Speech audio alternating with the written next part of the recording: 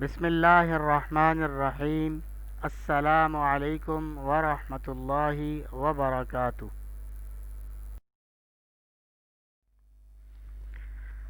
آج ہم سبق نمبر 12 جس کا نام شہید ہے اس کی دہرائی انشاءاللہ کریں گے۔ مصنف کا نام مرزا ادیب ہے۔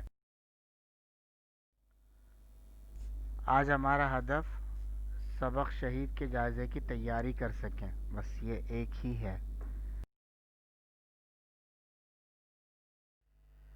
سبق کا مرکزی خیال یہ ہے کہ شہادت ایک عظیم مرتبہ ہے جس میں انسان اپنی زندگی کی قربانی دے کر اپنے عہد نبھاتا ہے۔ شہید کے لیے قرآن کریم میں حکم ہے، جو اللہ کی راہ میں مارے گئے ہیں انہیں مردہ مت کہو، وہ زندہ ہیں مگر تم شعور نہیں رکھتے۔ اس سبق میں بھی یہی بتایا گیا ہے کہ شہید مرتے نہیں، زندہ رہتے ہیں۔ اس کہانی کا مرکزی کردار اپنے وطن پر جان قربان کر چکا ہے۔ جاوید جس کا نام ہے، چھوٹی بہن رضیہ اس کی سالگرہ پر اس کے گلے میں ہار ڈالنا چاہتی ہے، لیکن اسی لمحے اسے فوج سے بلاوا آ جاتا ہے اور وہ اپنی ڈیوٹی پر چلا جاتا ہے اور واپس نہیں لوٹتا، شہید ہو جاتا ہے۔ البتہ اس کا لہو میں نہایا ہوا بدن یادوں کے ساتھ لوٹتا ہے اور کبھی بہن کو واہمے کی صورت میں نظر آتا ہے۔ ستمبر 1965 کے پس منظر میں لکھی ہوئی یہ کہانی دلوں میں جذبہ شہادت ابھارتی ہے۔ یہ کہانی مرزا ادیب کے مجموعہ مٹی کا دیا سے ماخوذ ہے۔ سبق کا خلاصہ پڑھ لیجئے، سن لیجئے۔ یہ کہانی قصور شہر کی ایک نواحی بستی کی ہے اور ستمبر 1965 کی ہندوستان سے جنگ کے پس منظر میں بیان کی گئی ہے، جب پڑوسی ملک ہندوستان نے ہم سے 7 گنا زیادہ طاقت رکھتے ہوئے ہم پر اچانک بغیر اطلاع کے حملہ کر دیا تھا۔ اس کہانی کا مرکزی کردار جاوید ہے۔ جاوید کی تاریخ پیدائش 6 ستمبر ہے۔ جاوید فوج میں تھا، چھٹیوں میں گھر آیا ہوا تھا، لہٰذا گھر میں اس کی سالگرہ منائی جا رہی تھی جس میں دوست احباب عزیز و اقارب جمع تھے۔ اس کی چھوٹی بہن بھائی کے گلے میں ہار ڈالنا چاہ رہی تھی۔ وہ ہار لے کر آگے بڑھی ہی تھی کہ دروازے پر دستک ہوئی اور جاوید کو ڈیوٹی پر فوراً حاضر ہونے کا پیغام موصول ہوا۔ جاوید سب کے روکنے کے باوجود روانہ ہو گیا، حتیٰ کہ بہن کے ہاتھوں سے ہار بھی نہ پہنا۔ شام تک اس کی شہادت کی خبر آ گئی۔ اس نے وہ ہار بھائی کی تصویر پر ڈال دیا۔ کس نے؟ رضیہ نے، اس کی بہن نے۔ اس کے بعد سے جاوید کی یاد ایک واہمہ بن کر اس کی بہن رضیہ کے ساتھ مستقل رہنے لگی۔ اگلے سال جاوید شہید کی سالگرہ کے روز، جو اس کی شہادت کا بھی دن ہے، رضیہ تصور میں اپنے بھائی کو دیکھ رہی ہوتی ہے اور اس سے باتیں کر رہی ہوتی ہے کہ اچانک اس کے والد کمرے میں داخل ہوتے ہیں۔ رضیہ کو خود کلامی کے انداز میں دیکھ کر پوچھتے ہیں کہ بیٹی کیا ہوا؟ وہ جواب دیتی ہے کہ بھائی جان ابھی یہیں تھے اور میں نے انہیں ہار پہنایا ہے۔ ماں، جن کا نام فاطمہ ہے، اور پڑوسن جن کا نام شاداں ہے، وہ بھی کمرے میں آ جاتے ہیں۔ شاداں حیرانی سے پوچھتی ہے کہ کیا معاملہ ہے؟ والد صاحب بتاتے ہیں کہ رضیہ کا کہنا ہے کہ اس کے بھائی جان آئے تھے اور اس نے اس کے گلے میں ہار بھی ڈالا ہے۔ شاداں کہتی ہے کہ ہار تو زمین پر پڑا ہے بیٹی، اور آگے بڑھ کر ہار اٹھانے کی کوشش کرتی ہے، لیکن پھر چیخ مار کر ہاتھ ہٹا لیتی ہے۔ سب یکدم پوچھتے ہیں کہ کیا ہوا؟ شاداں گھبرا کر کہتی ہے کہ ہار پر خون ہے۔ سب دیکھتے ہیں کہ واقعی ہار پر خون ہے۔ اصل میں یہ اشارہ ہے شہید زندہ ہوتے ہیں اس طرف، لیکن اس کی عکاسی جس طرح کی گئی ہے وہ بظاہر شریعت کے لحاظ سے صحیح نہیں لگتی۔ مصنف کا تعارف دیکھ لیتے ہیں۔ یہ کتاب ہی کے صفحے کا عکس ہے، یہاں پر لیا گیا ہے۔ تو دیکھیے، مرزا ادیب، ولادت 1916، وفات 1999۔ مرزا ادیب کا نام مرزا دلاور حسین علی ہے، قلمی نام مرزا ادیب ہے۔ والد کا نام مرزا بشیر علی تھا۔ اسلامیہ کالج لاہور سے آپ نے بی اے آنرز کا امتحان پاس کیا۔ بی اے آنرز یہ اسپیشلائزیشن ہوتی ہے بی اے میں۔ طالب علمی کے زمانے ہی سے آپ کو لکھنے لکھانے کا شوق تھا، اس لیے مختلف رسائل میں مضامین لکھے۔ رسالہ ساقی میں افسانہ نگاری شروع کی۔ مشہور رسالے ادبی دنیا میں بھی آپ کے مضامین اور افسانے شائع ہوئے۔ آپ رسالہ ادب لطیف کے مدیر بھی رہے۔ اس دوران آپ ریڈیو کے لیے اسکرپٹ بھی لکھنے لگے۔ ایک ایکٹ کے ڈرامے لکھنے میں انہیں بڑی مہارت حاصل تھی۔ ایک ایکٹ کا ڈرامہ کہتے ہیں، جو ایک ہی سین ہو بس اور اسی میں ختم ہو جائے، مختصر ڈرامہ۔ آپ کی شہرت کی ایک وجہ آپ کی کتاب صحرا نورد کے خطوط بھی ہے۔ جنگل، کمبل، خاک نشیں، ناخن کا قرض، مٹی کا دیا، صحرا نورد کے رومان، آنسو اور ستارے، شیشہ میرے سنگ، فنکار، خوابوں کے مسافر، ستون، لہو اور قالین، اور پس پردہ فصیل شب، پس پردہ فصیل شب، شیشے کی دیوار اور ماموں جان آپ کی مشہور تخلیقات ہیں، تصنیفات ہیں، کتابیں ہیں۔ مشق کی طرف چلتے ہیں۔ سوال نمبر 1 ہے، درج ذیل سوالات کے جواب دیجیے۔ الف ہے، جاوید شہید کا تعلق کس شہر سے تھا؟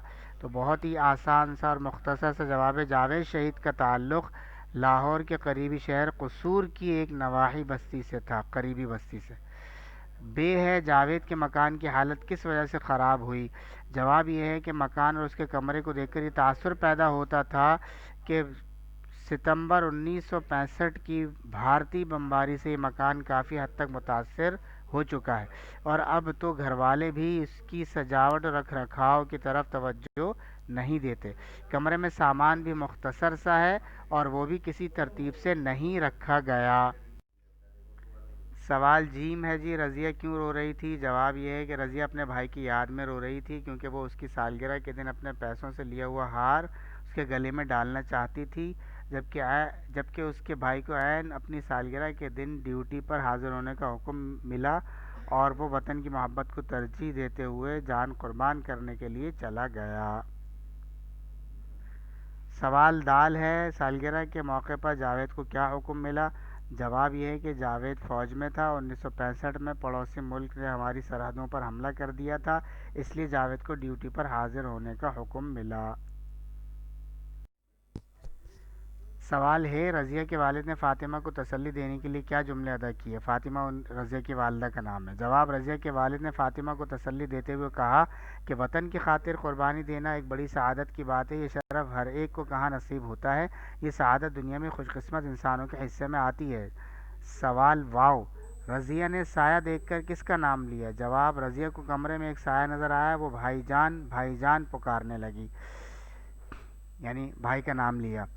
سوال زی، شادہ نے ہار کو اٹھایا تو چیخ کر کیا بولی؟ جواب، شادہ نے ہار کو اٹھانے کی کوشش کی مگر اس نے چیخ مار کر ہاتھ ہٹا لیا۔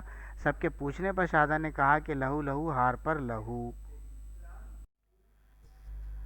سوال نمبر 2 کی طرف آتے ہیں، درج ذیل الفاظ و تراکیب کے معنی بتائیں اور ان الفاظ سے جملے بنائیں۔ تو پہلا لفظ ہے آرائش، جس کے معنی ہے سجاوٹ، اس کا جملہ یوں بن سکتا ہے، شوہر کے چلے جانے کے بعد اس نے گھر کی آرائش کی طرف کوئی توجہ نہیں دی۔ دوسرا جملہ ہے، لفظ ہے کپ کپاہٹ، جس کے معنی ہے لرزنا، اور اس کا جملہ یوں بن سکتا ہے، خوف کی وجہ سے اس کی کپ کپاہٹ اور بڑھ گئی۔ تیسرا لفظ ہے سعادت، جس کے معنی خوش بختی، تو اس کا جملہ یوں بن سکتا ہے کہ شہادت کی سعادت چنندہ لوگوں کے حصے میں آتی ہے۔ چوتھا لفظ ہے جائے وقوع، جس کے معنی ہے واقعے کی جگہ، اس کا جملہ یوں بن سکتا ہے کہ پولیس کو جائے وقوع سے پوروں کے نشانات مل گئے، یعنی فنگر پرنٹس مل گئے۔ پانچواں لفظ ہے مدھم، جس کے معنی ہے ہلکی، اس کا جملہ یوں بن سکتا ہے مدھم روشنی میں اس کا چہرہ بہت ڈراؤنا لگ رہا تھا۔ چھٹا لفظ ہے شفق، جس کے معنی ہے سورج کے طلوع یا غروب کے وقت آسمان پر سرخی، تو اس کا جملہ یوں بن سکتا ہے جب سورج غروب ہوتا ہے تو شفق بآسانی دیکھی جا سکتی ہے۔